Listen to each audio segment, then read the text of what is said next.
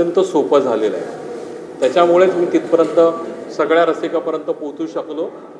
आणि साधा सिंपल विषय होता माझा, जे 300-350 वर्षापूर्वी सिद्धरामेश्वर या संतांनी करून ठेवला होता. माझं त्याच्यात काही कॉन्ट्रीब्युशन नाही आहे.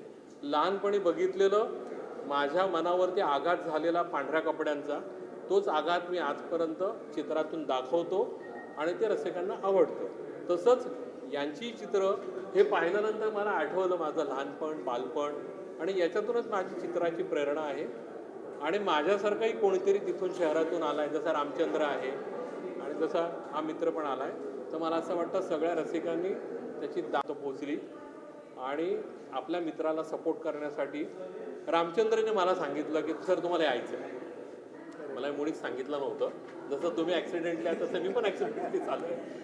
आणि मी सांगितलं की मी एका जजिंगमध्ये मी ते आटपून तिकडे संध्याकाळी पोचतो आणि मी येईन, कारण बाजूला यायचंच होतं. तर म्हटलं मी येऊन जाईन. तर तुम्ही आम्हाला दोघांनाही बोलवलं आणि ही संधी दिली बोलायची आणि उद्घाटनाची. त्याच्याबद्दल मी आभारी आहे तुमचे, तुमच्या परिवाराचे, तुमच्या पत्नीचे आणि माझ्या मित्राचे. कारण याच्यामुळे हे सगळं घडून आलं आहे. आणि हा योगायोग जरी असेल तर ते विधिलिखित असतं, कारण यांना सगळेच आवडतात असे नाही आहे. सोलापुरातून बरेच चित्रकार आले आणि गेले, बरोबर आहे. तर त्यांच्या मताप्रमाणे आमच्या नशिबात ते होते.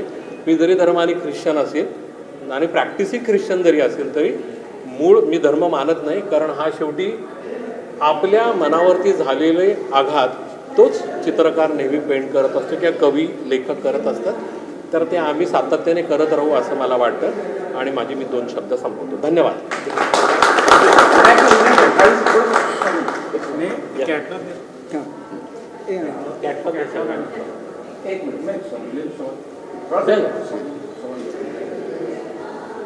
राजीव सर, आपके पास बहुत बड़ा अनुभव है, आप बहुत सारे एग्जीबिशन भी कराते हैं, आप बहुत सारे पेंटिंग देखे, किस कलाकारी किस दृष्टिकोण से देखते हैं, कैसा लग रहा है सर? कह दिए वापस कहना। हिंदी में चाहिए? हिंदी में। अच्छा, हिंदी में। देखिए,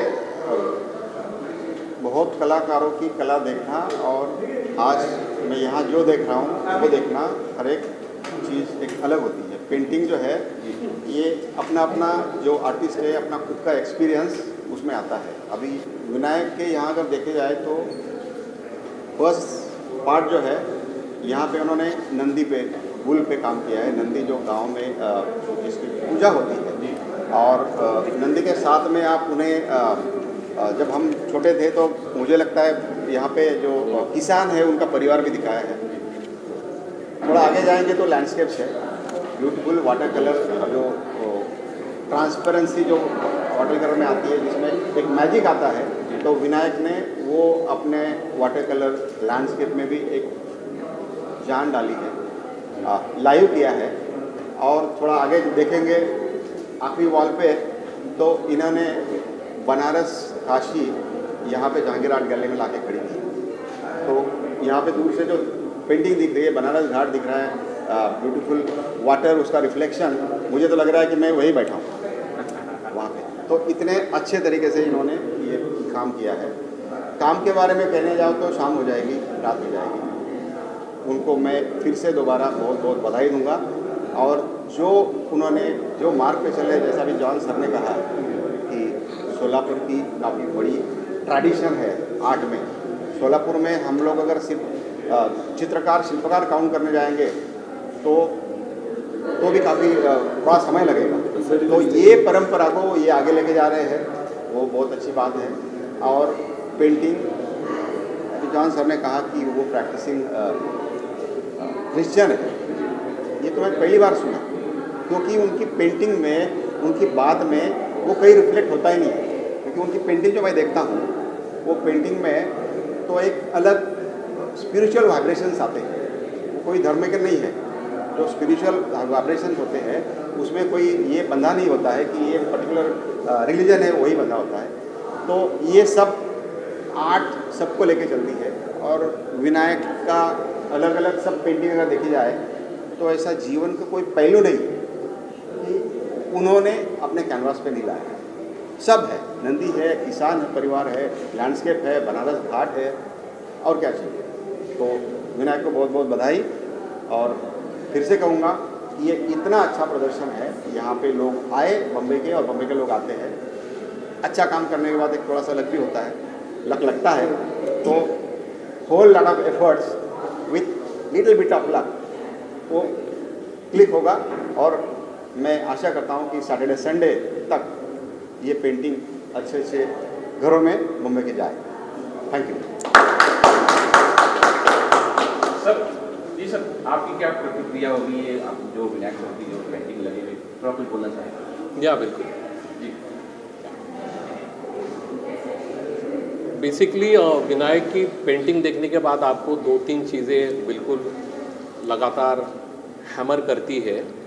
एक तो ट्रेडिशन जो एकेडमिक रियलिज्म है वो आपको दिखाई देता है, जो सालों साल 168 साल जहांगीर जे स्कूल ऑफ आर्ट ने रिप्रेजेंट किया है, तो उसका पहलू कहीं ना कहीं भले वो अलग इंस्टीट्यूट से सीखे रहेंगे लेकिन वो रिफ्लेक्शन कहीं ना कहीं दिखता है, जिसमें एकेडमिक रियलिज्म है और मिनीचर का कुछ पार्ट है, मोहनजोदड़ो हड़प्पा का कुछ चीज़ें उन्होंने रिफ्लेक्ट की है। और ये सब देखते समय हमारी संस्कृति कहीं ना कहीं रिफ्लेक्ट हो रही है जो हम लोग खो रहे हैं, क्योंकि आज के टेक्नोलॉजी के दुनिया में हम लोग सोचते हैं कि हम लोग बहुत मॉडर्न हो चुके हैं, लेकिन मॉडर्न करते समय हमारा ट्रेडिशन नहीं भूलना चाहिए। इसका एक बहुत अच्छा एक एग्जाम्पल विनायक की पेंटिंग में हमें दिखाई देता है।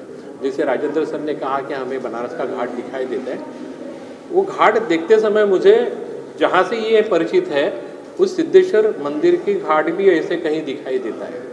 अभी खैर वहाँ पे भी बहुत सारे चेंजेस आए, लेकिन वो कहीं ना कहीं रिफ्लेक्ट होता है।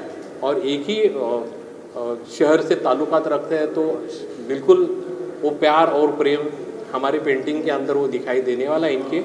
तो वो सब चीज़ें औरों के तो जो लोग लेने वाले या कलेक्शन करने वाले उनके दीवारों पर रखना बहुत ही ज़रूरी है। मैं यही शुभकामना उनको देता हूँ। धन्यवाद। विनायक सर, एक ड्रीम होता है आर्टिस्ट का जहांगीर आर्ट गैलरी तक पहुँचने की, क्या आपके उतार चढ़ाव किस तरह, थोड़ी जर्नी बताएं कि कैसे यहाँ तक आए? वैसे बहुत बड़ी जर्नी है पर अभी इतने कम समय में बताना मुश्किल है, फिर भी बताऊँ। बेसिकली सोलापुर से हूँ मैं, ग्रेजुएशन वगैरह कंप्लीट हो, यानी सातारा में डिप्लोमा किया और पुणे में डीपीएड कंप्लीट किया। उसके बाद बाकी आर्टिस्ट की तरह बहुत स्ट्रगल लाइफ रही, तो पुणे आया, दोस्त थे वगैरह सब इकट्ठा रह के एग्जीबिशन देखने के लिए जाते थे, लैंडस्केप कंपटीशन अटेंड करते थे, कैंप्स अटेंड करते थे, यहाँ वहाँ जाना।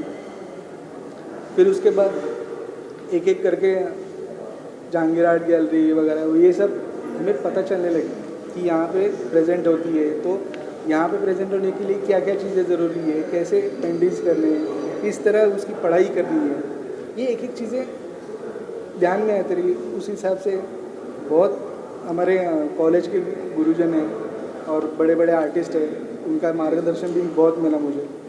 तो सब लोगों का आशीर्वाद और महादेव जी की कृपा और दोस्तों के साथ ये सब लेके मैं यहाँ तक आया। जी सर, सारी पेंटिंग बहुत खूबसूरत है, बहुत अच्छी है। आपकी नज़र में आपको सबसे बेस्ट कौन सी पेंटिंग है आपकी रखी हुई, अगर बोलना चाहें? बात सवाल तो आपने बहुत अच्छा पूछा, पर अगर 5 अगले में आपकी कौन सी फेवरेट है आप बता सकेंगे? वैसे नहीं होता। फिर भी अगर आपने पूछा तो खास एक श्रद्धा के मन से अगर बोलता हूँ तो जो नंदी और काशी विश्वनाथ जी की पेंटिंग है ना, वो रिलेट इसलिए की कि मैं जब मंदिर गया था ना, तो मैंने खुद वो माहौल देखा है, महसूस किया है, फील किया है। शिव जी के वो मालिक को ना मैंने स्पर्श दर्शन करके जो एनर्जी और जो फीलिंग मुझे थी ना, वो जितनी हो सके उतनी उतारने की कोशिश की है। इसलिए वो जितना आर्टिस्ट के तौर से देखा जाए उस हिसाब से और श्रद्धा के हिसाब से वो मुझे ज़्यादा पसंद आई। एक मेरा आर्टिस्ट होने से मैं जानता हूँ, मैंने सभी पेंटिंग देखी, मुझे प्राइस नहीं दिखाई दी। मोस्टली जो लोग आते हैं वो प्राइस देखते हैं, और मैं जहाँ भी जाता हूँ वहाँ प्राइस लिखी हुई होती है लगभग। क्या कुछ कारण था कि इसमें प्राइस नहीं लिखी हुई? नहीं, प्राइस तो ऐसे कभी कोई प्राइस आर्टिस्ट को ना वो दिखाते ही आता है ना नहीं। पायल, उसको देख के प्राइस बताते हैं।